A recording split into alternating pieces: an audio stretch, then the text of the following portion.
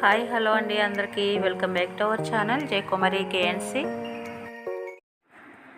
So ఈరోజు recipe వచ్చేసి బీరకాయ నువ్వు పొడి కర్రీ ఎలా చేసుకోవాలో చూద్దామండి. నువ్వులు వేసి ఈ బీరకాయ కర్రీ చేసుకుంటే చాలా టేస్టీగా ఉంటుంది. వీడియో అయితే స్కిప్ చేయకుండా లాస్ట్ వరకు చూసి లైక్ ఇవ్వడం అయితే మర్చిపోకండి ఫ్రెండ్స్. మీరు ఇచ్చే ఒక లైక్ నాకు చాలా వాల్యుబుల్ అండి. ముందుగా స్టవ్ వెలిగించుకొని ప్యాన్ పెట్టుకొని ప్యాన్ హీట్ అయిన తర్వాత 1 టేబుల్ స్పూన్ నువ్వులు వేసి వేయించుకోవాలి. వీటిని డ్రై రోస్ట్ అయితే చేసుకోవాలి. మనం తీసుకున్న బీరకాయని బట్టి నువ్వుల క్వాంటిటీ అయితే పెంచుకోవచ్చు అనమాట.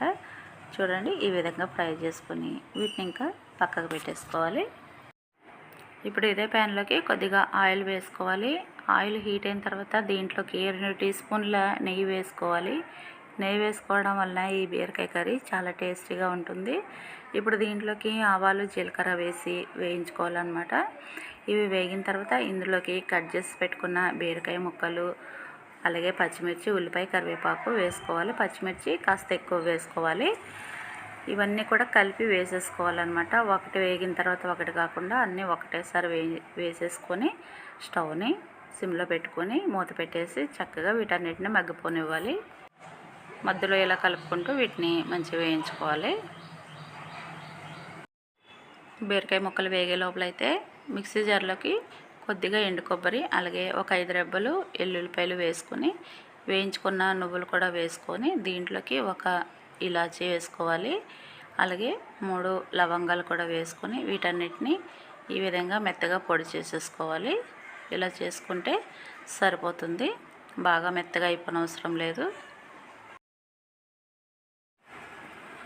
ఇప్పుడు బీరకాయలు అయితే కాస్త మగ్గాయి కదా, ఇంకొంచెం అయితే మగ్గాలి. అయితే ఇప్పుడు ఇందులో కొద్దిగా పసుపు వేసుకోవాలి. ఇదంతా ఒకసారి కలుపుకోవాలి. ఇందులో మనము రెడ్ చిల్లీ పౌడర్ అయితే కారం ఏమీ వేసుకోము. ఇంకా పచ్చిమిరపకాయల కారంతోనే కాబట్టి పచ్చిమిరపకాయలు కొద్దిగా ఎక్కువ వేసుకున్నాం కదా ముందుగానే. ఇలా కలుపుకోవాలి. ఇప్పుడు దీంట్లోకి సాల్ట్ కూడా వేసుకొని ఒకసారి కలుపుకొని మూత పెట్టేసి ఇంకొక 5 మినిట్స్ పాటు మగ్గనివ్వాలి. దీంట్లోకి కారం కంటే కూడా పచ్చిమిరపకాయల కారమే చాలా బాగుంటుంది టేస్టీగా. ఇలా ఒక 5 నిమిషాల సేపు మగ్గనిచ్చిన తర్వాత తీసుకుంటే మనకి చక్కగా ఇదైతే రెడీ అయిపోయింది. ఇప్పుడు ఇందులోకి ముందుగా ప్రిపేర్ చేసి పెట్టుకున్న నువ్వుల పొడి వేసుకుని చక్కగా మొత్తం అంతా కూడా కలుపుకోవాలి, బీరకాయ అంతటికే పట్టేటట్టు. మనం ఇందులో ఒక చుక్క నీళ్లు కూడా వేయలేదు, బీరకాయలో ఉన్న వాటర్తోనే ఇది తడితడిగా ఉందన్నమాట. ఇలా మూత పెట్టేసి 1 నిమిషం పాటు ఉంచుకుంటే మనకి చక్కగా గుమగుమలాడే బీరకాయ నువ్వులు కర్రీ అయితే రెడీ అయిపోయింది. ఇంకా ఇప్పుడు ఈ టైంలో మనము స్టవ్ ఆపేసుకోవచ్చు. మనకి బీరకాయ నువ్వుల కర్రీ రెడీ.